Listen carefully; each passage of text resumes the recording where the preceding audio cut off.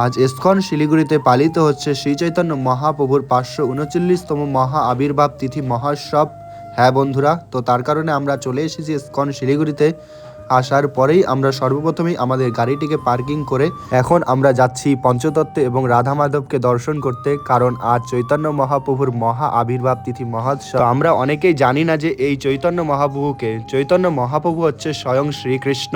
শাস্ত্রে বর্ণিত আছে, ব্রজের নন্দন যেই শচীসুত হইল সেই। তো শ্রী চৈতন্য মহাপ্রভু হচ্ছেন স্বয়ং শ্রীকৃষ্ণ এবং রাধারানীর যুগল রূপ এবং রাধারানীর অঙ্গভঙ্গি নিয়ে এই কলিযুগে অবতীর্ণ হন। শ্রী চৈতন্য মহাপ্রভু কলিহত জীবদের উদ্ধারের জন্য ফাল্গুন মাসের পূর্ণিমা তিথিতে আবির্ভূত হন।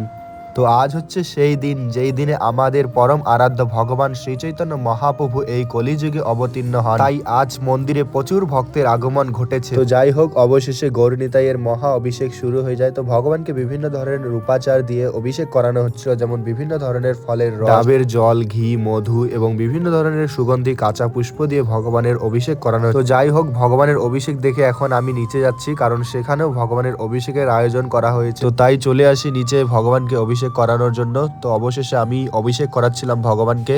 তো যাই হোক, আমার অভিষেক করানো কমপ্লিট। তো এখন আমি যাব প্রসাদ পাওয়ার জন্য। তো দেখি কি কি প্রসাদ পাওয়া যায় সেখানে গিয়ে। তো অবশেষে আমি চলে এসেছি প্রসাদের এখানে। তো আমরা একাদশীতে যে প্রসাদগুলো পাই, তো সেগুলোই ছিল আজকের আমাদের মহাপ্রসাদ। তো যাই হোক, অবশেষে আমি প্রসাদ পেয়ে গেছি। তো আজকে আমাদের মহাপ্রসাদে ছিল সাবুর পোলাও, কাঁঠালের সবজি, আঙ্গুর, পেঁপে, তরমুজ, এগুলোই ছিল আজকে আমাদের মহাপ্রসাদ। তো যাই হোক, প্রসাদ পাওয়ার পরে অবশেষে আমি বাইরে চলে আসি। আসার পরে দেখছিলাম যে সেখানে অনেক ভক্তরাই নৃত্য করছিল।